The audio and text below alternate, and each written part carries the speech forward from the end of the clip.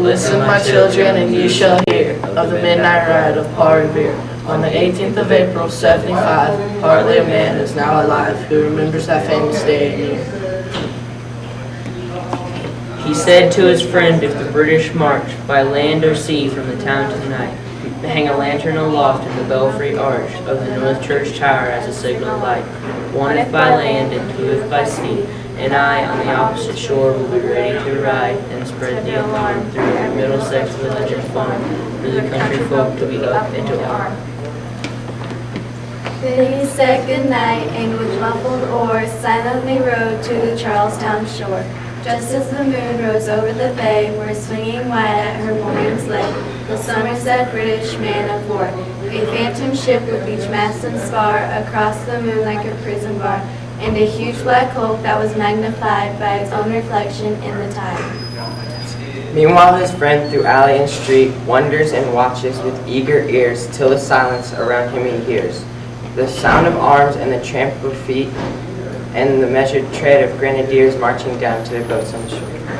And then he climbed the tower of the old North Church by the wooden stairs with stealthy tread to the belfry chamber overhead, and startled the pigeons from their perch on the somber rafters around him made moving shapes of shade, to the trembling ladder steep and tall to the highest window in the wall, where he paused to listen and look down a moment on the rooftops of the town and the moonlight flowing over all.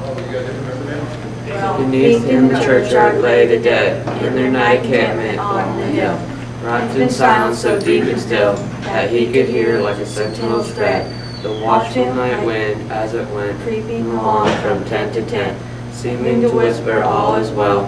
A moment only he feels the spell of the place and hour and the secret dread of the lonely belfry and the dead, for suddenly all his thoughts are bent on a shadowy something far away, where the river widens and meets the bay, a black line that bends and floats on a rising tide like a bridge of boats.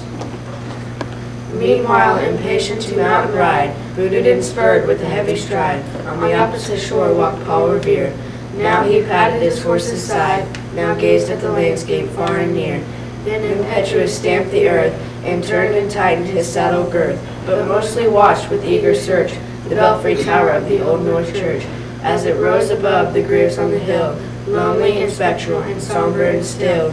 And lo, as he looks on the belfry's height, a glimmer and then a gleam of light. He springs to the saddle, the bridle he turns, but lingers and gazes till full on his sight a second lamp in the belfry burns. A hurry of hoofs on the village street, a shape in the moonlight, a bulk in the dark, and beneath from the pebbles and passing a spark, struck out by a steed flying fearless and fleet. That was all, and yet through the gloom and the light, the fate of a nation was riding that night.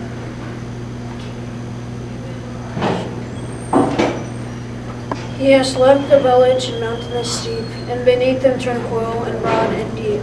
It's a mystic meeting the ocean's edge. Yes.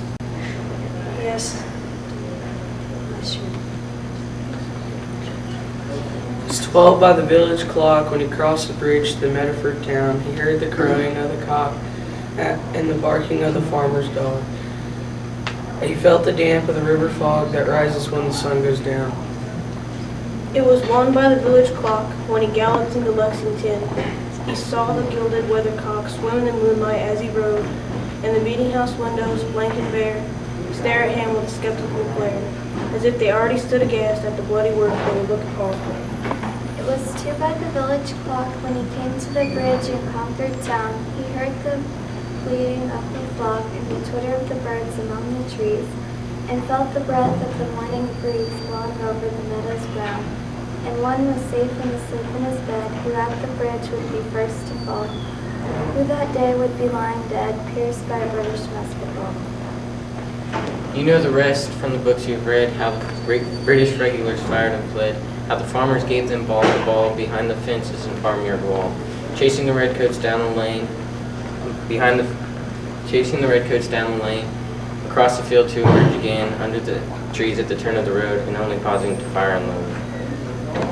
So through the night rode Paul Revere, and so through the night went his cry of alarm to every Middlesex village and farm, a cry of defiance and not of fear, a voice in the darkness and knock at the door, and a word that shall echo forevermore. For born on the night, wind of the past, threw off our history into the last. In the hour of darkness, pearly need, all the people awaken to listen and hear the hurrying hoofbeats of that steed in the midnight message of Paul Revere.